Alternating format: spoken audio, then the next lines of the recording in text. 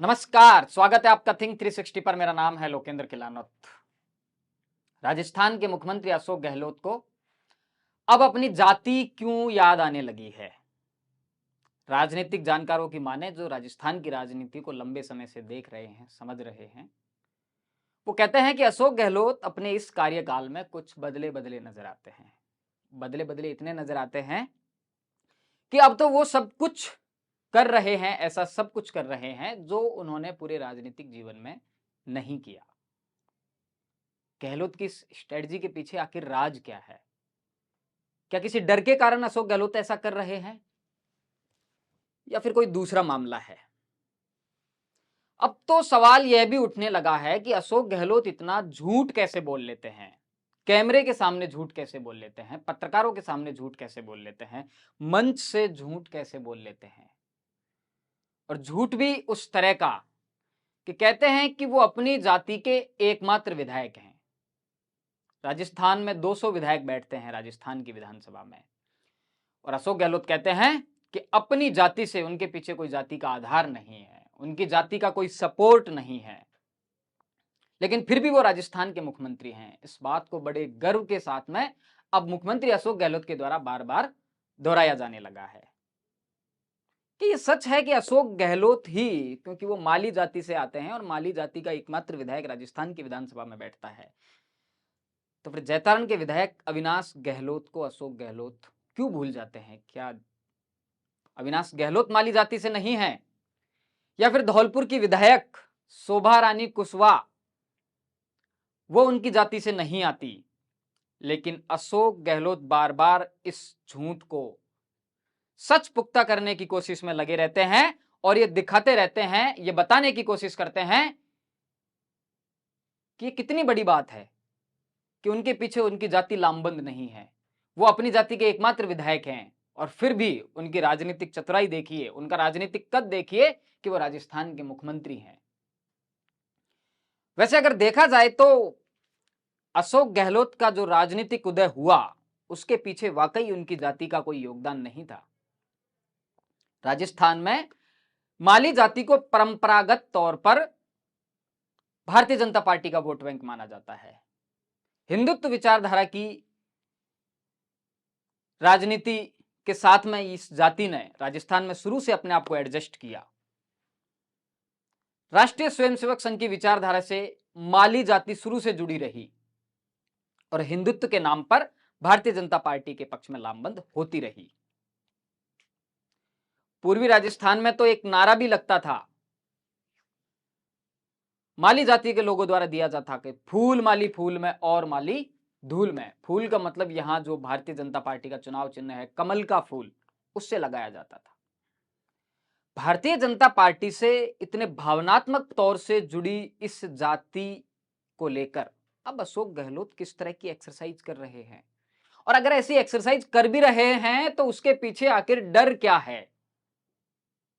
बार बार इस बात को दोहराते हैं।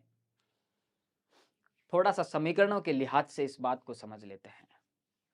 लेकिन चूंकि जब अशोक गहलोत अब बार बार कहते हैं कि वो माली जाति से हैं, वो माली जाति से हैं, इस बात की रट लगाए बैठे हैं और उनके पीछे उनकी जाति का कोई समर्थन नहीं है, तो बतौर मुख्यमंत्री, बतौर एक बड़ा नेता, क्या ये अशोक गहलोत की अच्छी बात है या फिर उनका फेलियर है? अशोक गहलोत खुद स्वीकार कर रहे हैं माली जाति से हैं, माली जाति के वोट बैंक को लामबंद करने की कोशिश कर रहे हैं, तो क्या इस आधार पर उनका ये फेलियर नहीं माना जाना चाहिए? भैरू सिंह शेखावत राजस्थान के मुख्यमंत्री हुए, उनकी एक आवाज पर राजस्थान का राजपूत समाज खड़ा हो जाता था। नाथुराम मिर्धा की एक आवाज पर जाट समाज खड़ा होता था। आप देखिए, क्या अशोक गहलोत की एक आवाज पर राजस्थान का माली समाज लामबंद होता है? क्या अशोक गहलोत के कांग्रेस में होने का फायदा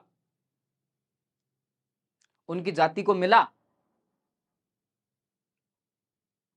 लगता तो नहीं है, क्योंकि अशोक गहलोत बीते 40 साल से भी ज्यादा वक्त से राजस्थान की सक्रिय राजनीति में है, और अब वो इतने बड़े नेता बन चुके हैं कि राष्ट्रीय स्तर पर पहचाने जाते हैं। तीसरी बार राजस्थान के मुख्यमंत्री हैं। जब माली जाति में सियासी दांव खेलने की कोशिश करते हैं अशोक गहलोत की वो माली जाति से हैं, तो क्या उनकी जाति को उनसे ये प्रश्न नहीं पूछना चाहिए कि आप बीते 45 साल से 40 साल से राजनीति में हैं और आपके होते हुए राजस्थान में माली जाति का जो राजनीतिक प्रतिनिधित्व है वो इतना कम कैसे है? माली समाज के बारे में कहा जाता है कि 30 से 35 सीटों के नतीजों को यह समाज प्रभावित करता है और उसके बाद में भी अगर ये हालत है कि इस जाति का राजनीतिक प्रतिनिधित्व दूसरी जातियों के मुकाबले बिल्कुल कम है, तो क्या यह अशोक गहलोत का फेलियर नहीं है? इस बात पर चर्चा कहीं ना कहीं होनी चाहिए। लेकिन अब अशोक गहलोत माली जाति का नेता बनने की कोशिश क्यों कर रहे हैं और इसके पीछे का वास्तविक डर क्या है? कहीं सचिन पायलट तो इसके पीछे नहीं, क्योंकि सचिन पायलट का जो जनाधार है पूर्वी राजस्थान में माना जाता है। पूर्वी राजस्थान की जिन सीटों पर गुर्जर समाज सबसे ज्यादा है उन्हीं सीटों पर माली जाति का भी एक वोट बैंक है और वो वोट बैंक इतना है कि नतीजों को बड़े स्तर पर प्रभावित कर सकता है। दौसा की लगभग सीटों पर माली समाज पाया जाता है। बांदीकुई हो, लालसोट हो, महुआ हो, सिकराय हो, भरतपुर की लगभग सीटों पर माली समाज पाया जाता है।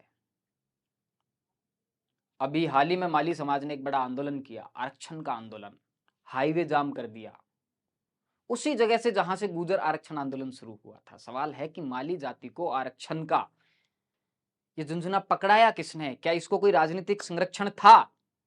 क्या दो जातियों का कॉन्फ्लिक्ट खड़ा करने के लिए इस आंदोलन को हवा दी गई? इन बातों पर जरूर चर्चा होनी चाहिए कि वो कौन सी सियासी ताकतें हैं जो पर्दे के पीछे एक जाति को आंदोलन की राह पर धकेलने का काम कर रही है। खुद की जाति के लिए आवाज उठाना अच्छी बात है, सामाजिक लड़ाइयां लड़ना अच्छी बात है। जो लड़ाई कर्नल किरोड़ी सिंह बैंसला ने लड़ी, जो लड़ाई जाट समाज ने लड़ी, जो लड़ाई दूसरे समाजों ने लड़ी, लेकिन सवाल है कि इस जाति के राजनीतिक नेतृत्व का क्या होगा? बीते विधानसभा चुनावों की थोड़ी सी बात कर लेते हैं। प्रदेश अध्यक्ष को लेकर एक बड़ा विवाद भारतीय जनता पार्टी में चला। गजेंद्र सिंह शेखावत को लेकर वसुंधरा राजे की जिस तरह की नाराजगियां थी, उसके बाद में तमाम चेहरों पर चर्चा होने लगी, तमाम चेहरों पर। लेकिन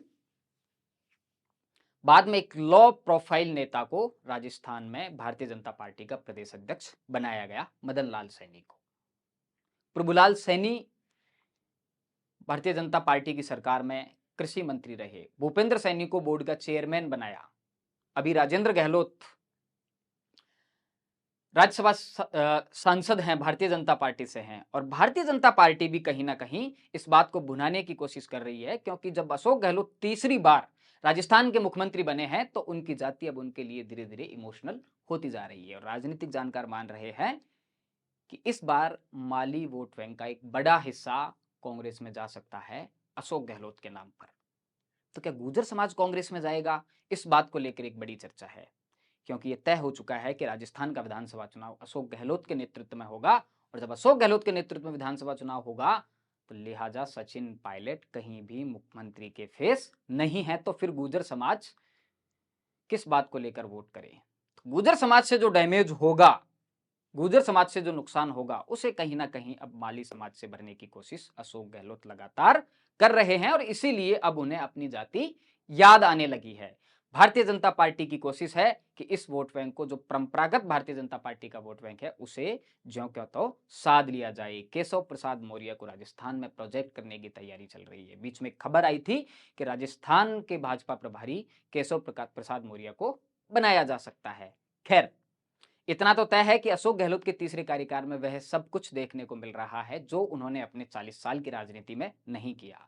अशोक गहलोत के बारे में किसी जाति की छाप नहीं थी, उन्हें एक जाति का नेता कभी नहीं माना गया, लेकिन अब अशोक गहलोत खुद चाहते हैं कि वो अपनी जाति के नेता बने, उनकी जाति उनके पीछे लामबंद हो और यही कारण है कि अशोक गहलोत को अब अपनी जाति बार बार याद आने लगी है। वो बार बार कहने लगे हैं कि वो अपनी जाति के एकमात्र विधायक हैं।